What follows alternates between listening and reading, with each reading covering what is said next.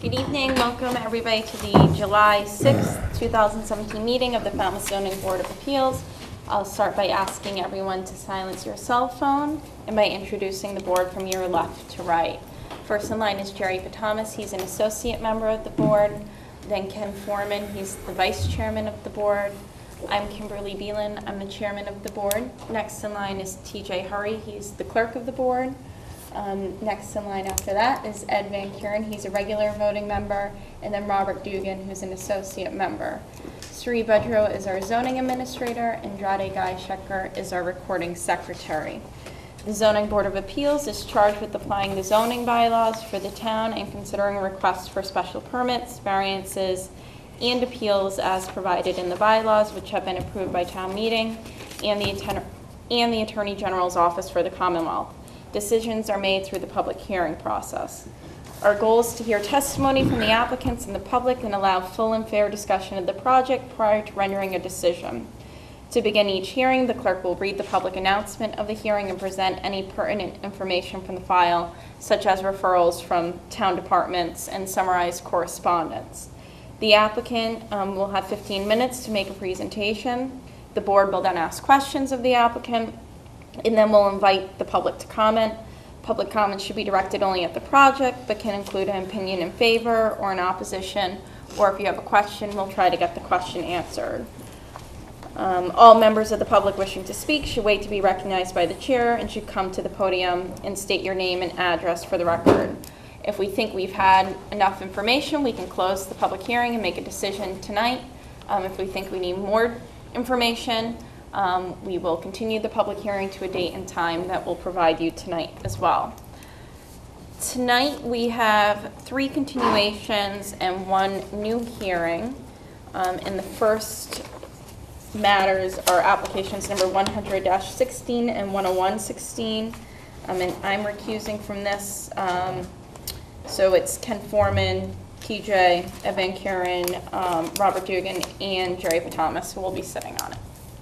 So I'll pass the gavel over to Ken.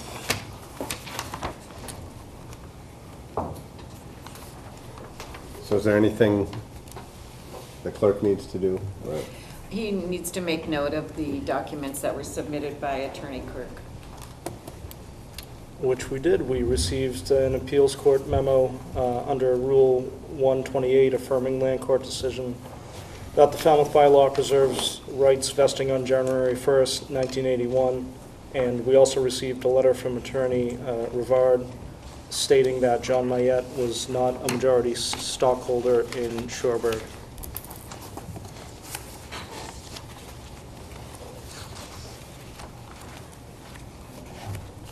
Okay.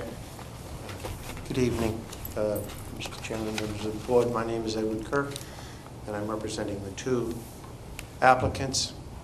When we were last here, last time we were in this room, the matter was continued, and for purposes, I believe, of perhaps requesting some advice from Town Council, Mr. Duffy.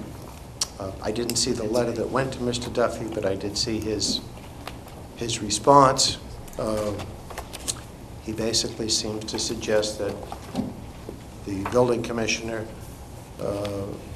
may have had a basis when he first took note of the fact that Mr.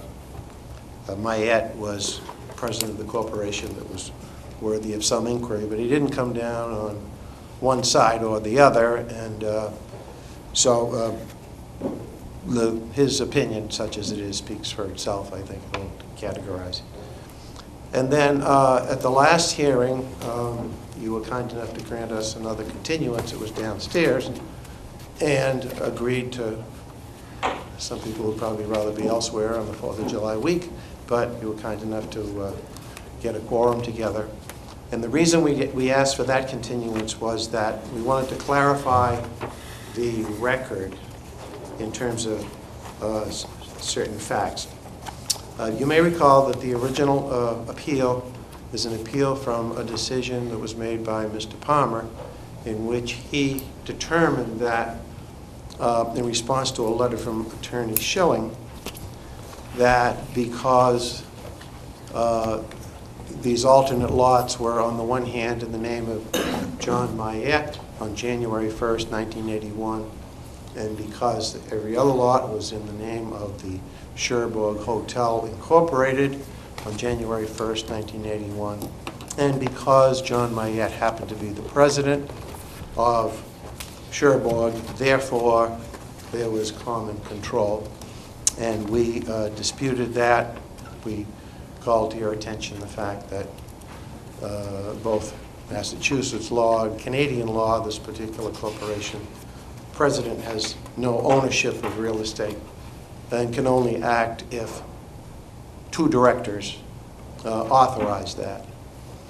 And and that was sort of the main thrust of the appeal. That as a matter of law, the building commissioner it was incorrect to come to the conclusion that he did. Then, and I did not bring my chalk here that had the plan that shows these lots, but if you may recall, there's about 58 single-family lots in the immediate vicinity, all of which are 10,000 square foot lots. That's the way the neighborhood is developed. That's the way it's established in accordance with old plans. And all of these lots are 10,000 square feet. I also made reference to the fact that if these lots had to be combined as a result of the building commissioner's decision, you'd end up with two new lots, each composed of 5 of the old lots, and in order to meet 40,000 square feet. And you'd have 5 lots running parallel or next to each other, each with 75 feet of frontage. So you'd have one lot with 375 feet of frontage next to another lot with 375 feet of frontage. And I did point out that that would be a lot with frontage longer than a football field. It would not be a very sensible result from a zoning perspective, especially when you already have the neighborhood fully developed at 10,000 square feet. It came to my attention in going over the paperwork that the statement in Mr. Schilling's letter and on which the building commissioner acted was not entirely correct. I think it was accidental and an omission. The deeds that Mr. Schilling referred to were dated, the deed to Cherbourg of certain lots and the deed to John Mayette were each dated prior to January 1st, 1981. And so that would suggest that as of 1981, January 1st, 1981, Cherbourg and Mayette were the owners of the property when January 1st, 1981 came. But in fact, the deeds were not recorded until April of 1981. So while Mr. Schilling's letter is correct insofar as it stated the dates on the deeds, as a matter of record, on January 1st, 1981, certain of the lots were still in the name of Rosemary DeVillis, and the other lots were in the name of Victor Diagazio. Now, that factual situation had been presented to Eladio Gore in 2014, and that information was in our original submittal. She put together the worksheet showing the ownership of the various lots down the line and asked Mr. Gore to countersign a letter saying, yes, these lots are in separate ownership and they're protected by this section of the bylaw in question, 240-66-2C. The letter was in March, and Mr. Gore referred it to Mr. Duffy for some advice. And Frank Duffy provided a letter back to Mr. Gore in May 21st, 2014. And then the building commissioner came to the conclusion that indeed these lots were protected. They were in separate ownership on January 1st, 1981. And he countersigned the letters of buildability, as they're called.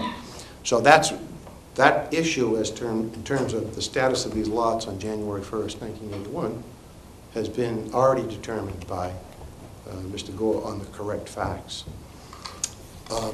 I thought it would be helpful, and if the building commissioner was made aware of that fact. That's why we asked for the continuance, and let him weigh in as he saw fit, because it may or may not alter his opinion. And I did send him a letter with some of the correspondence and the documents. That was in June. And I did not hear back from him, and I don't believe the board has heard back from him. So for whatever reason, he's chosen not to weigh in and either contradict Mr. Gore or state that he agrees with Mr. Gore or not. But I think the question of who owns, what was the status of these lots on January 1st, 1981, has been determined, and as far as I know, is not in question. But we're still dealing with the secondary issue, even though in a little different context. Okay, what significance, if any, is there to Mr. Palmer's determination? Would like to get that clarified so that the entire matter is put to rest, and at a later date someone doesn't say, well, they were in common ownership on, after January 1st, 1981. So a couple of things on that. We still have the same facts that we had before. The fact that John Mayette was president of the corporation gives him no control per se over the property that's owned by the corporation. He can't do anything unless he is directed to by the directors. I have another letter from Mr. Rivard inquiring, I think it was in response maybe to Mr. Foreman's question about shareholders. And apparently there's a gentleman by the name of Jacques Maté who states that Cherbourg was the owner or the investor in many properties in Canada. And on January 1st, 81, Mr. Maté held title to all the shares in Cherbourg as escrow agent for a larger group of investors. And Mr. Mayette was not majority holder of that group. So Mr. Mayette did not have a controlling interest or control over the business affairs of Cherbourg. He was one of many investors. He was also their president. The case that I submitted to you, the Montuori and Esposito case, is important in this respect. Happened to be a case I lost, so I know a little bit about it.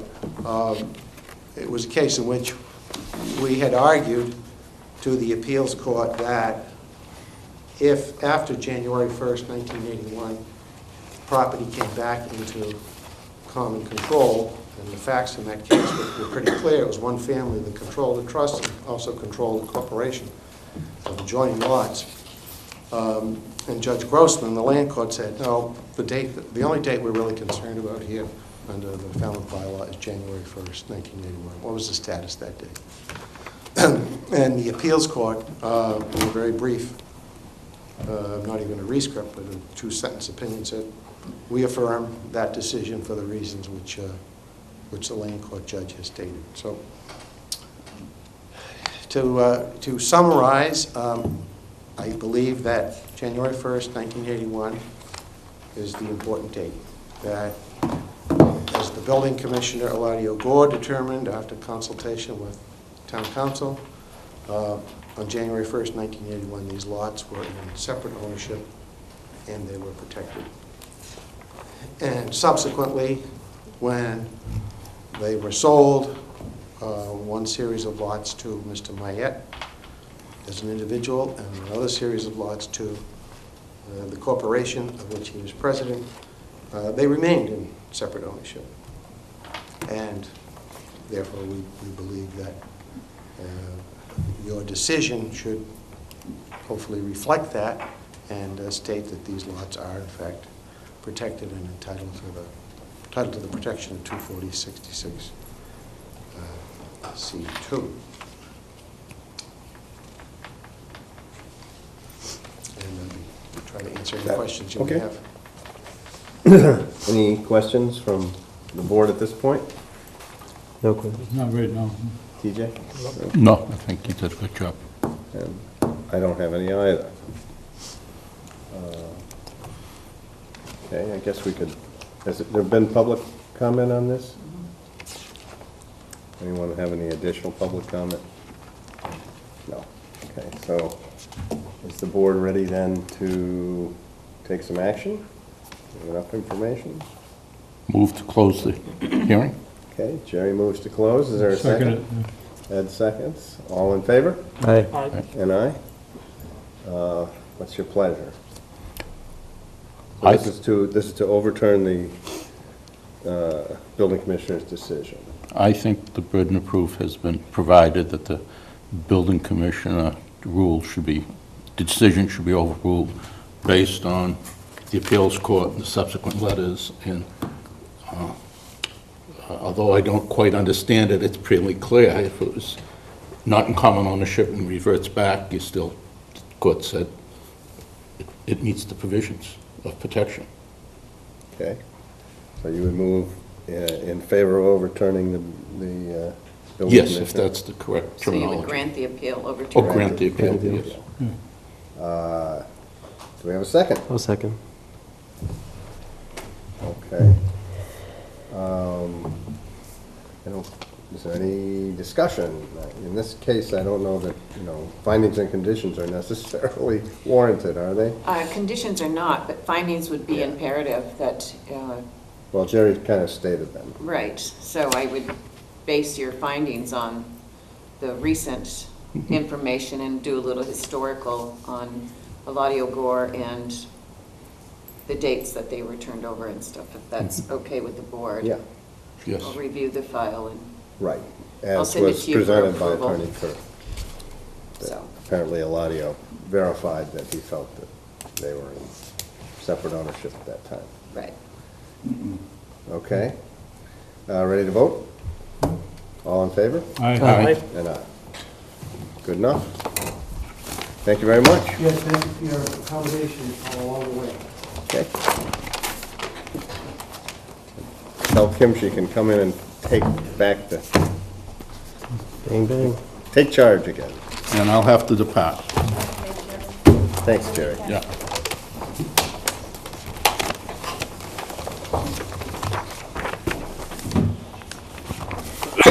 Here you go. Thank you. Okay, so the next item is 2317 TRI 550 T-Tica Highway, T-Tica. Thank you. Is Robert sitting on this? He was here? Okay. Yeah.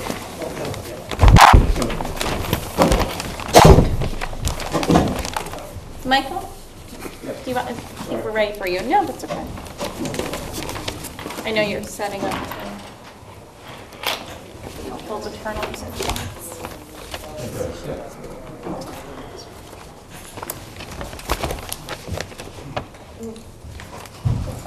No, you want to one? get, yeah. I don't know, one of those, though. There you go. Now we can go to sleep. Yeah. Good evening, Madam Chairman. Thank you, members of the board. I'm Michael Galasso with TRI, The Resource Inc. We're the owners of the Clipper Ship Apartments and the property where we'll be hopefully adding 10 additional units.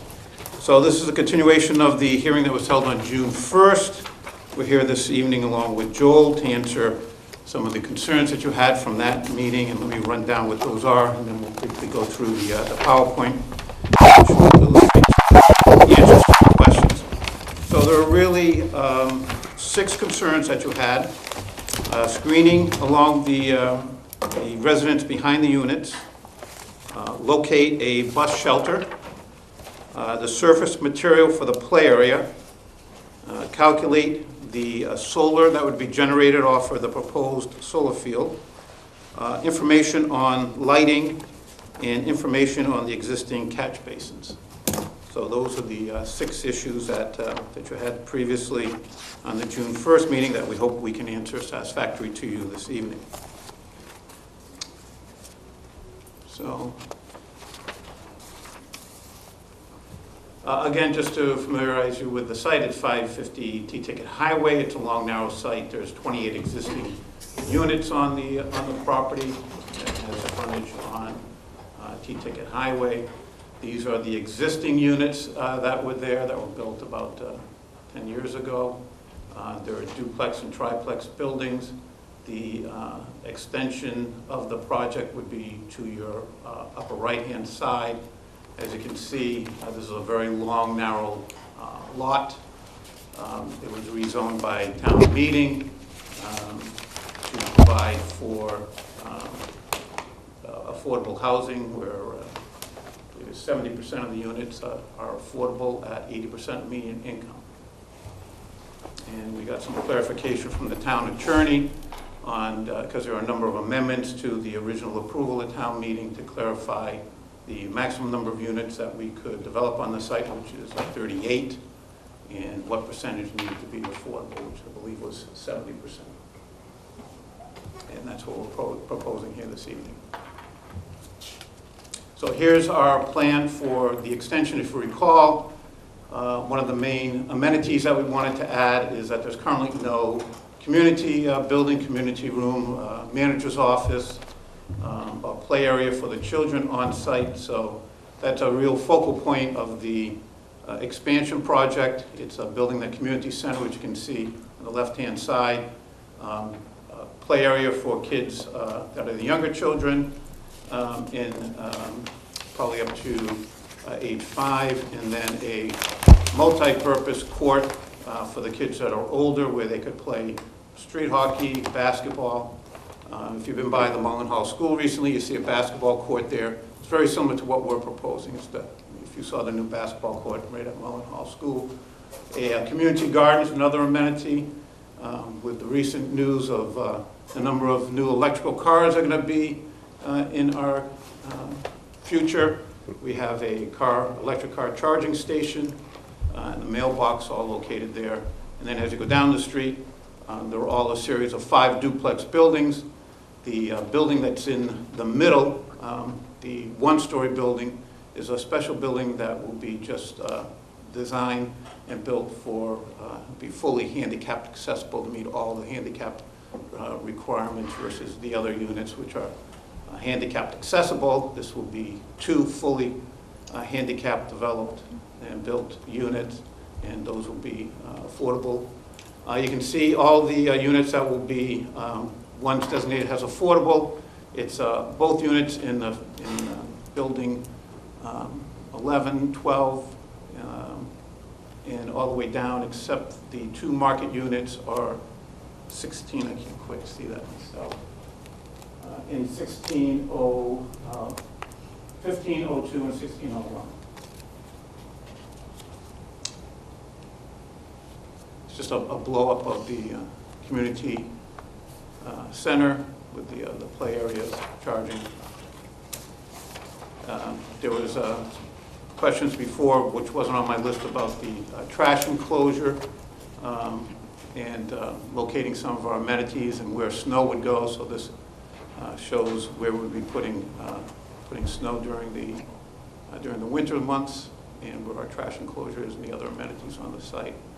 And here's more detail of the actual trash enclosure that we're proposing. It's both trash and recycling. It's where the existing facility is, just that the existing one isn't really screened. So that's the picture you see there is the proposed screening that we're looking at for that area.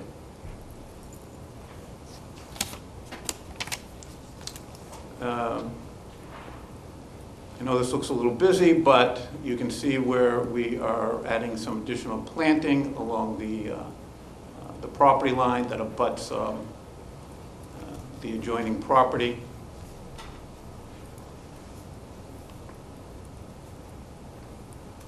And shows, again, where the pedestrian scale lights would be and the street lights. The pedestrian lights are 12 feet tall, the street lights are 17 feet tall, and they will be all LED lights. It shows the placement of all those.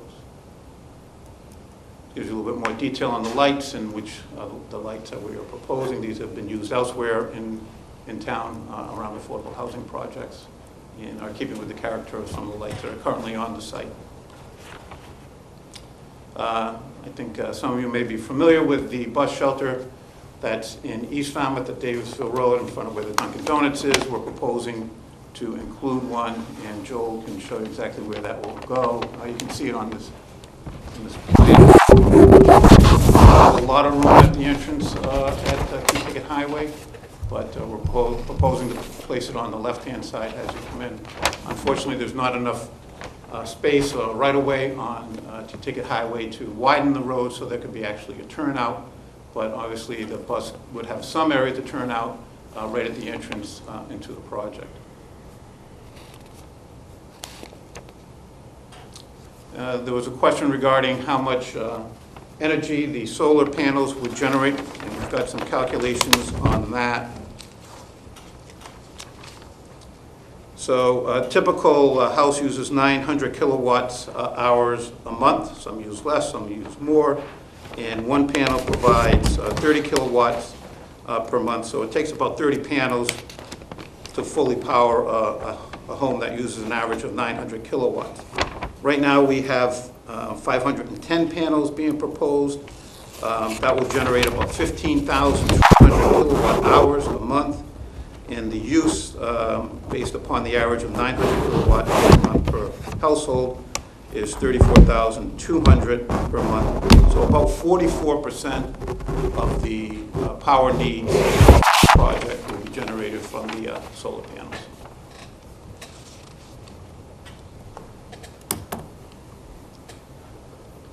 Joel, did you want to go for this?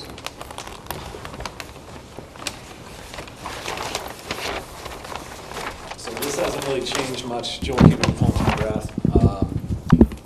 I think we addressed all these points in our previous presentations as far as the number of units and the breakdown of the affordable and market rate units. Again, those were showing which units were proposed to be market rate and which ones were affordable on that earlier slide. We're meeting the requirements for this zoning district, and we're well under the proposed maximum allowable coverages. So I think that covers that. We don't have it in the PowerPoint, but we do have some information on the surface material for the play area. We're looking at using a rubber surface. And one of the potential products that we're looking at, we haven't made a final decision, is actually recycled rubber that they make the tiles out of. So if I may, give this to Shereen, we could pass this around. This gives you the information on that. Thanks. Is that something we could keep in the file, Michael? Yes. Thank you. For your file. Thank you. So I think we've covered all the. One last one that wasn't on the list, and we thought that the architect answered before, but we do have it on here, is the height of the buildings. So,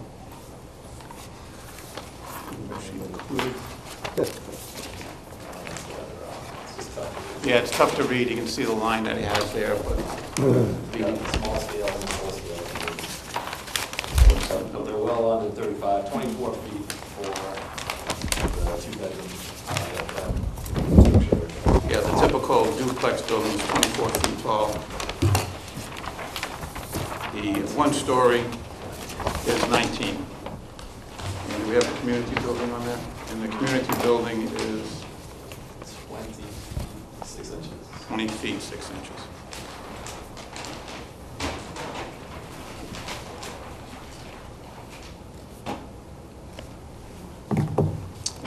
I think we've answered the questions from the June 1st meeting, except for the information on the existing catch basin. So I guess there were some discussions of drainage issues with the existing catch basins. As with any drainage structure, there is some maintenance required, so those would probably most likely need to be cleaned out. They do have sumps, as the proposed catch basins on the proposed drainage system also have. Eventually those get filled with solids and they just can't pass through to the leaching structures. So we'll have to get that taken care of, have someone go in with a vacuum truck and actually clean those out, and that should increase the drainage rate from those.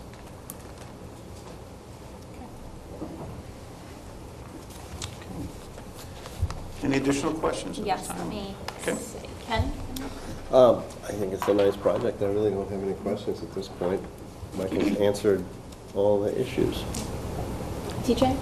No questions. Ed? My only question is, do you plan to complete the solar panels at the same time you complete the construction of the building? Yes, Okay. they will be part of the project, and Right, absolutely. and that's my only question. Robert? Yeah, regarding the dumpster area, what's the increase in size from the current dumpster area now to what you're proposing? Be double. Double the size? Yeah, because what's there right now is inadequate. Yeah, it just doesn't seem to meet it, that's what I was Yeah. wondering what the Yeah. proposal was. On the, are you planning any kind of crosswalk or anything near the community center, or? I think we have one, don't we? Yeah, we'll say it with it.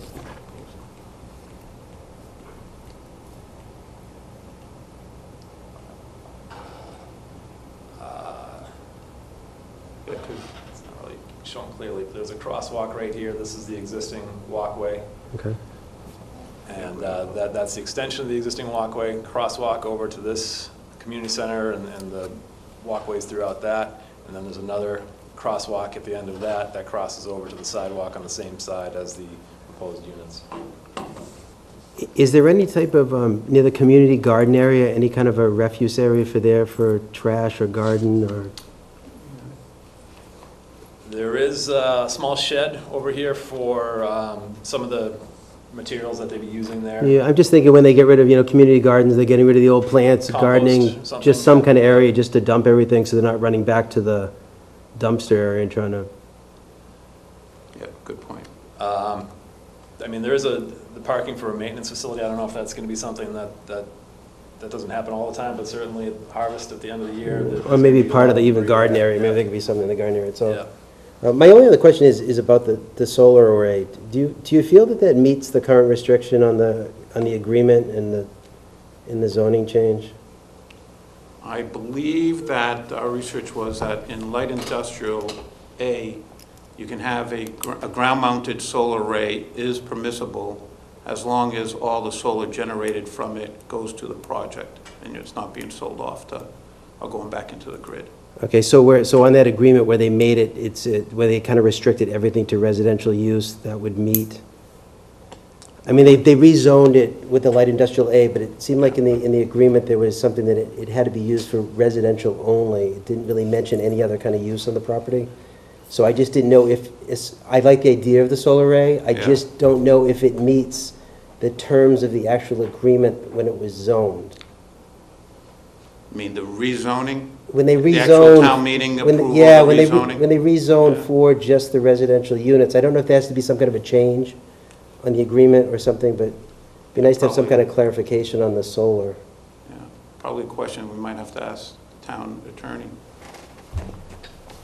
You said that it's only going to provide about 44% or 50. 44%, Yeah, yeah. so it's Yeah. less than the total. so- Yeah, but I think his Well, question is. No, but whether mine it's- was, on the agreement, they actually they restricted when they rezoned, they restricted the use. And they may have over-restricted the use, but they restricted the use. I don't know if a solar array would fit the actual agreement. On the other hand, if you put those same solar panels on the roofs of the existing homes, that would be consistent with Yeah, I mean, there's ways you could work around it. residential use. Or if so- maybe they could change the agreement, I don't know what the. Well, you can make a finding that it's accessory to the units there and strictly for those units For the and not units? to be sold Yeah. Yeah, to the grid.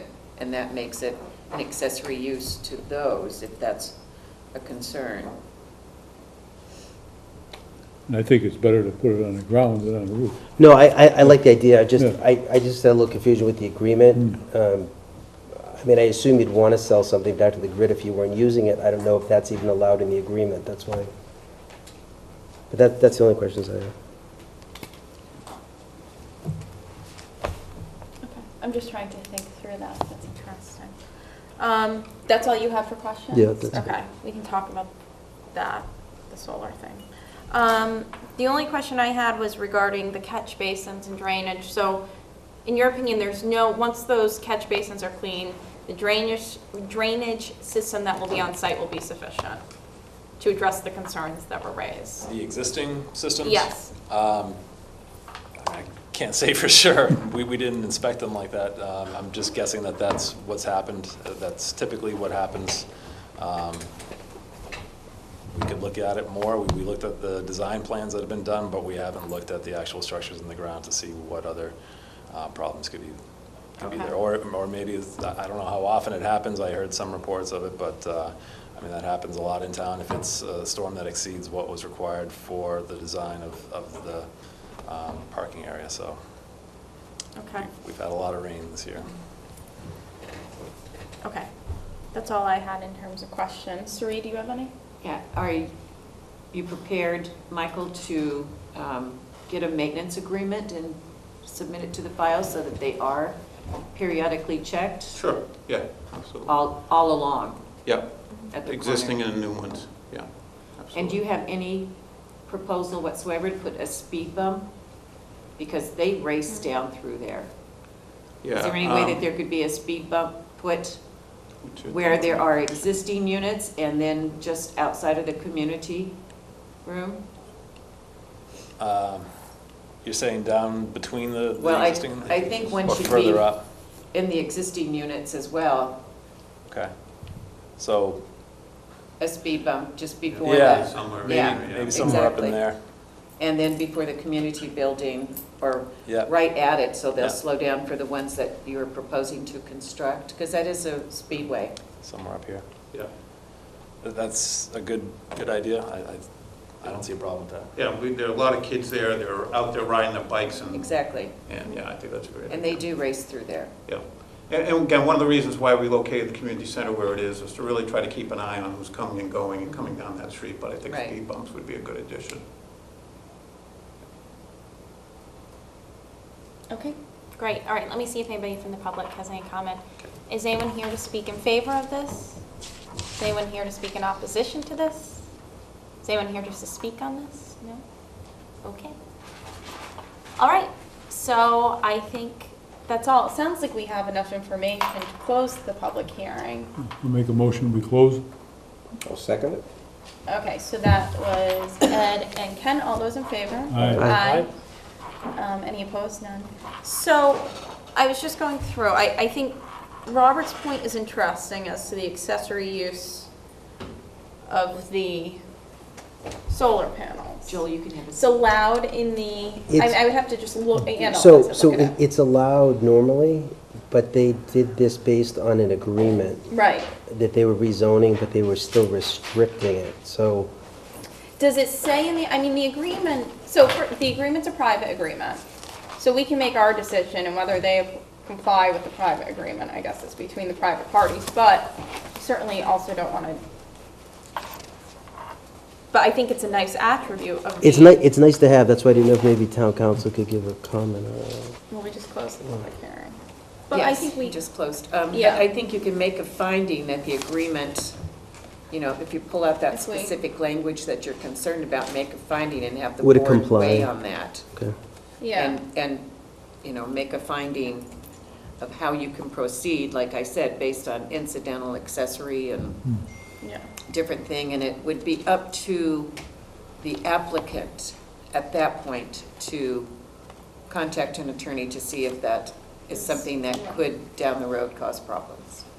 Under the private agreement. Because he's the Right. one proposing the solar as incidental to the dwelling units. Right. Yeah, I think we'd be okay on that. Otherwise, I mean, in my opinion, I think it's a great project, and we got the clarification that we needed on the amendment to the private agreement as to the number of units, the percentage of affordable, which I think was the big outstanding question. Right, I just think for that me. needs to be, we Um, should have discussed that before too, that we did get an answer on that. Yes. Yes, we did. And this is the proposals in accordance with that. So, does anybody else have any concerns or comments, or? I was just going through, while Michael was talking, kind of writing down findings, and it's a page long, so I think it seems to be that this might be a good project just to vote. To have use- Should we yeah, draft dra- something? Okay. a favorable, sounds like a favorable Yeah. decision, and then we can weigh in, and then I think that might be the best way to do Okay. it, because there is, I think, a lot to the project. Okay. So, does anybody want to make a motion, or have any I comments, will or? move that Suri draft a decision in favor of the project for our consideration at when? Well, it'll be an open, It'll be an open, it won't be Monday. no. Right. Hello. July 20th, is that okay? Sure. How long do we, let's see, TJ. we close the hearing, so we're fine. Yeah. Right? I don't know if I probably don't want to hear that. I may not be here on the 20th. Yeah, we don't want to hear that. I'm going to try to be here on the 20th. Good. But if it's an open meeting item, we could always, or they could go on the vote before, because everybody's in favor of it.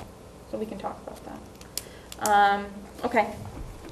So. So on July yes. 20th, for consideration on July 20th, and with appropriate conditions and findings. Is there a second? I'll second. Okay. Oh, geez. Ed always gets in there. We'll get him. So that's Ken and Ed, all those in favor? Aye. Aye. Any opposed? None, so that's unanimous. Thank you. So you're going to pass your findings along to me, or do you want me to? Yeah. That's Yeah, kinda but write smooth. them down as we work.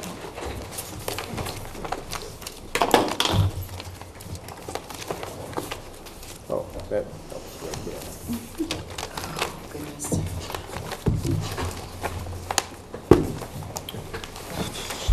All right, and the next, oh.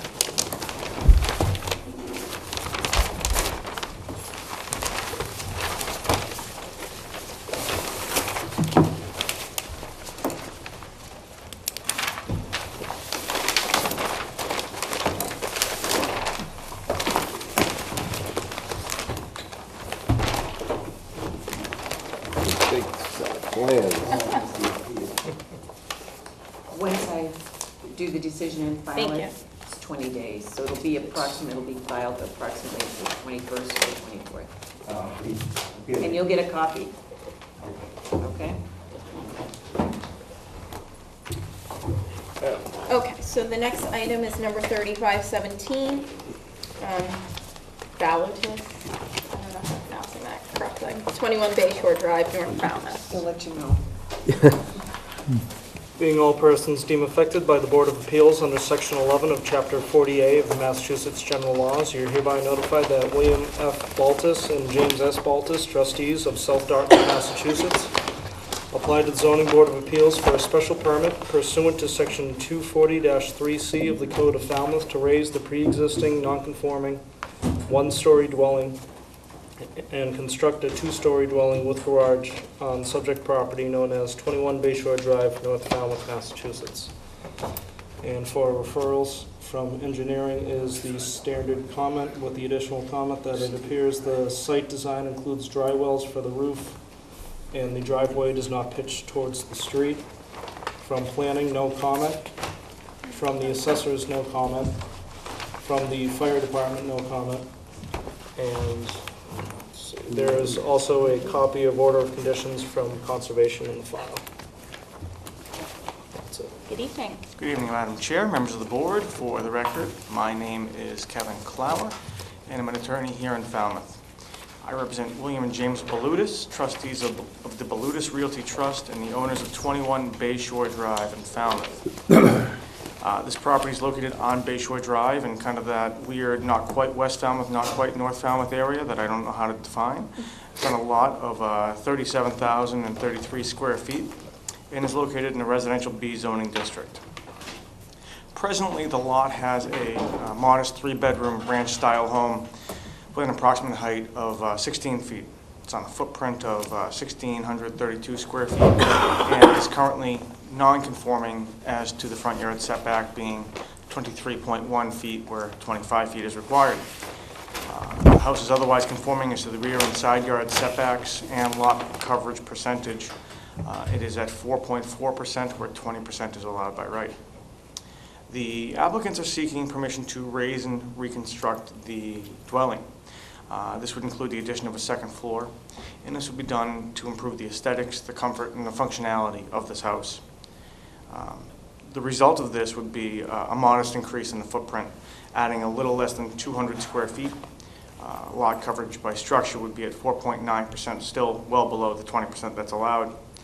The non-conforming setback to the front yard would be improved, albeit very modestly, from 23.1 to 23.5 feet.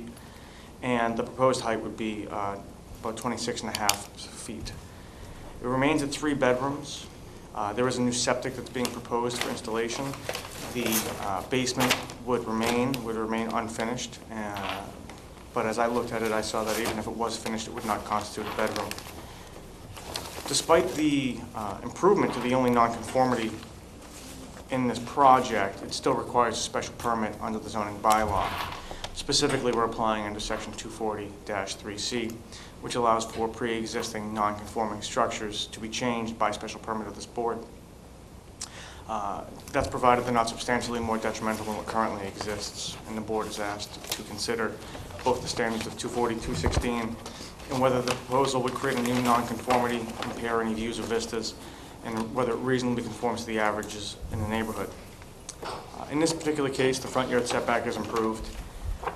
The second story is in line with other dwellings in the area, and there are no detriments relative to the existing structure. This won't cause any adverse effects. There are no new nonconformities. The only nonconformity is actually improved. No views or vistas from public ways will be impaired, and it does meet the standards of 240-216. In addition, this project has been reviewed and approved by both the Conservation Commission and the Board of Health. Based on this information and based on the standards in the bylaw, I would ask that the board grant a special permit for this project. I'd be happy to address any questions you might have at this time. Okay, great. We start down here. Bob? Just clarification for the record, it might be a typo, but you had 2 different square footages, 1794 in the application and 1820 on your letter. There was a minor modification to the plan that was... So the 1820 would be the correct Yeah, one? so whatever's shown on the plan, Right. which is 1820. That's all I have, thanks. Okay. Ben? Well, I think it's a good project, and an improvement to the neighborhood, and I think we should go for it. Okay. TJ? Attorney Clower, can you just comment on the engineering referral? There were 2 notes, just if you could confirm dry wells are proposed for the roof, and that the driveway doesn't pitch toward the street. The driveway does pitch down from the street to the garage. As to dry wells, I believe the plan does include some, but that being said, I'd be happy to include a condition in the decision that dry wells per engineer, as we've done in the past. Thank you. Ken? So you say you're putting in a new septic? Mhm. What is the rating for that? Number of bedrooms? 3 bedrooms. And 3 bedrooms are proposed? Mhm. Okay. That's all you? Oh. Yep. Okay. I just had a couple questions for you, Kevin, I guess. So I know that you're improving the front yard setback. Why aren't they making it compliant? Because it seems to be... Well, the problem is, due to Conservation Commission restrictions, we're not able to move the property further back without some significant issues from a conservation standpoint. So given the fact that the nonconformity is pre-existing and it is decreased from what currently exists, we thought that was the better option than trying to create an issue or non-conforming issue with conservation. Okay. And then the only other question I have regards that, so you said just now the basement's planning on being unfinished? Mhm. So that includes that storage room? Yep. Okay, because I was just... It's labeled as bonus room. I'm referring to the storage. So I know that the middle room's the bonus room.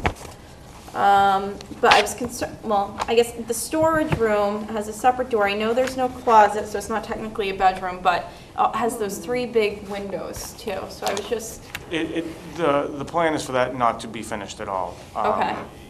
I think if any of those rooms ever were to be finished, it would be the bonus room area, not the storage areas. So if we can, well, if I condition no bedrooms in the basement, I don't want to No, condition I'm no finishing, but, I'm happy for that to be the Okay. case. all right.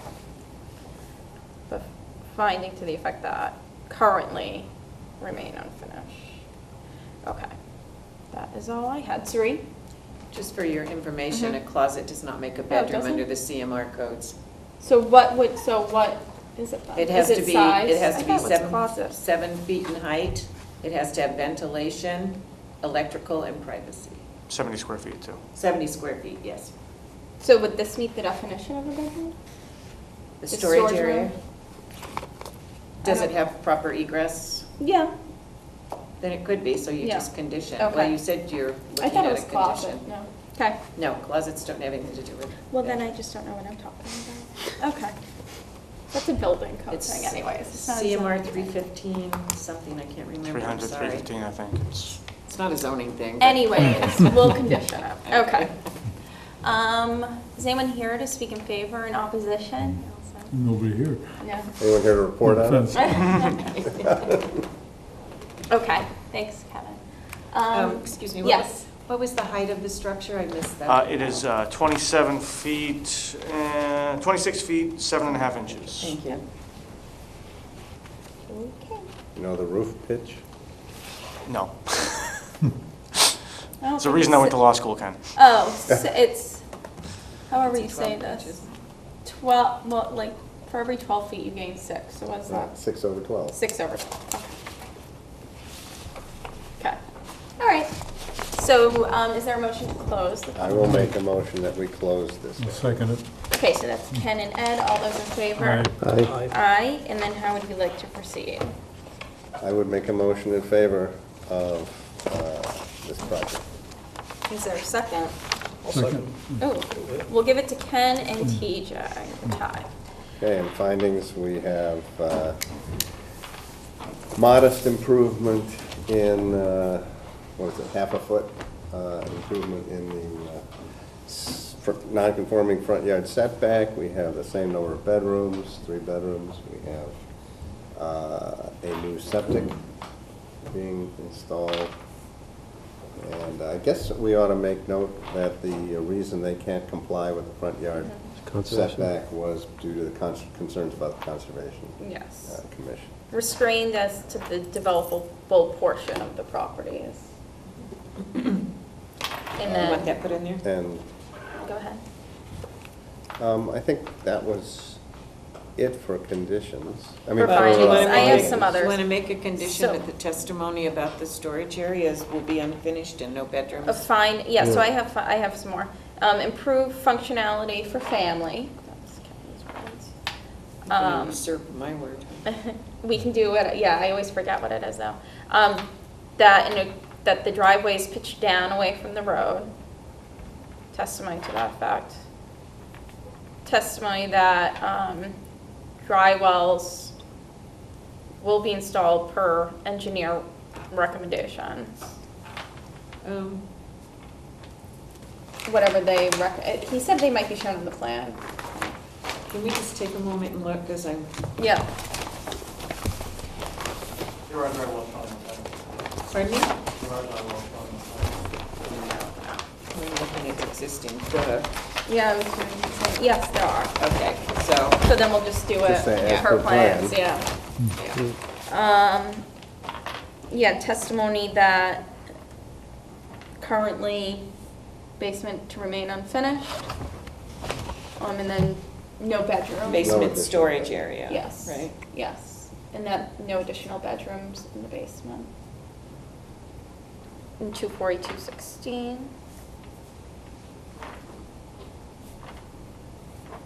And then conditions would be as Per plan, per plan, and I guess if you want to make a condition about the bedrooms. no bedroom in basement. Any others? The place has a nice view. You also want to make sure that I'm going to put no more than 3 bedrooms on subject Yes, property. yeah. Yes. Okay. Okay, so that was Ken's motion to approve. TJ seconded it. All those in favor? Aye. Aye. Any opposed? None, so that's unanimous. Thank you.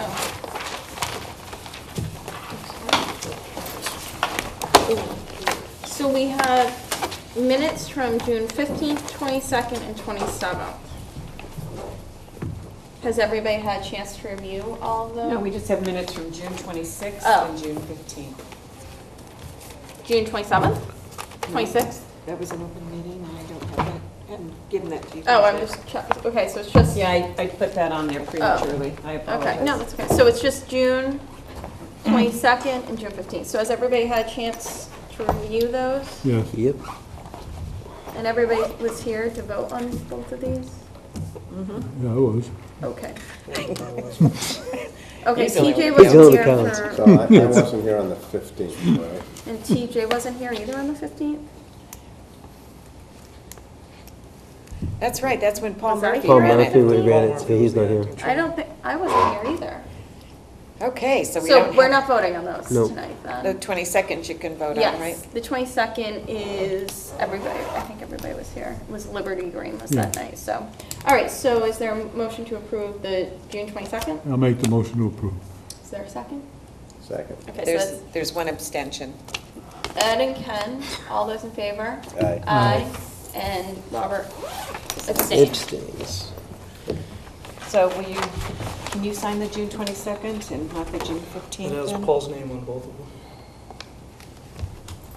I'll get him to sign it Monday then. One Well, correction. just scratch out Paul's on the 22nd. Just trying to remember where I was on the I 15th. don't know why I did that. Oh, because I did that for the I don't 15th. remember why the 15th wasn't here. In any event. Thank you. Next item, it is freezing here, is Board Administrative Review, 65 Harrington Street, Special Permit 2016. This is quite unusual, Um, but I felt like I should bring it to the board. This is a house that you made a determination on for additions to the second floor and deck. The intent of the lady, and it's on the plans, was to raise the house to the foundation. And apparently the building department understood that. Laura Moynihan did not. Me and Laura have talked. The lady came in and she did talk to me. I did question Rod Palmer on it because it was never brought to me to sign off on the building permit and to compare plans, which is the process in place so things like this don't happen. That did not occur. I really truly believe this is not the fault of Laura Moynihan or Mrs. Doty. I think she was sincere. It is built exactly to our plans that you approved. The foundation was not touched. Everything, So it's done. it is done, and I'm asking the board to administratively approve it since the plans are exactly the same here and in the building department. And I did talk to them about the process that we have, because this isn't the first time this has happened. So I really need to work with them on coming back to the process that we've always had in place. And unfortunately, I truly believe this lady got caught up in it, as did Attorney Moynihan. The lady just didn't understand. She handled this herself. Can I see the plans, just so I remember the project? I just Sure. wanna- So, the intention was just to add a second story And a deck. and a deck, And- and then they raised the Right. structure. Well, she thought that everybody understood that this was, Oh, complete, so, So it's just, we Down just to the didn't, we just didn't understand that they were Neither did retaining the Attorney first Moynihan. story. But the drawing said that it was going to be that the way. drawings did Yeah. say that. Yeah, yeah, So Ed knew, because he's an engineer. yeah. This this one is the says- one, okay, I remember Yeah. this, so, And she did take the deck down, you asked her to take Yeah. the deck down. This does say, one of these says, oh geez, of course. Build new two-story home, yeah, place up existing one-story. Well, if she built it per plans, then she complied with the Yeah, plans. good. she did. And even the deck downsizing. So No, I really looks good. truly believe that, Like You a wanna look couple at it? feet off one side. Yes, yeah, I truly believe that the lady got caught up in the process here in Town Hall, and She just didn't know how to propose the plan to Attorney Moynihan. She thought everybody understood, and I believe she's very sincere. Okay. I don't have any problem. So you want a motion to approve as constructed, or approve, Approve it as a raise and reconstruct from As a the raise and foundation up, Yeah, I'm happy to move that. And I'll as per second. plans. and I'll second it. And you'll call the lady tomorrow morning and put her at ease? Yes. So that's The poor Ken lady. and Ed, all those in favor? Aye. Aye. I'm just hesitating because I I know know, last I time know. we This handled is- it, we this is- made them come back in. This and- is extremely out of the ordinary, and Well, I, except that this time they That was built a it different as issue, they too. said they Said were they going were, to. right. Right, that's true. All right, so is there any correspondence or board updates? I apologize to the board for not scheduling this as a reorganization. So I It's am. okay. I am asking you to show up at 6:25 on Monday for that open meeting to finish Liberty Green and take 5 minutes and reorganize, please. Sounds great. You think we need to So be... we do that at reorganized? the end of the Liberty Green thing. No, she's saying we do it before You can do Yeah. it before or after. and Didn't just. you want to finish Liberty Green, Kim? Yeah, I think you can Oh, that's finish true. Liberty Green. Yeah, let's do it after. What Oh. are you saying? I'm not going to be the chair again? I see how you're. Well, you expressed the I would desire like- not to be I the would- chair again. If you could do it before, Yeah. because Jerry Patamas and Bob Dugan may not want to wait the whole night, Here, since yeah. they're not voting members, and Bob's going. I'll Would be that here. be- I'll be here. shut up. Can you do it before? Yeah, well, No? yeah, I mean, whatever. You're not going to do it before. All right, great, see you Monday. All right, so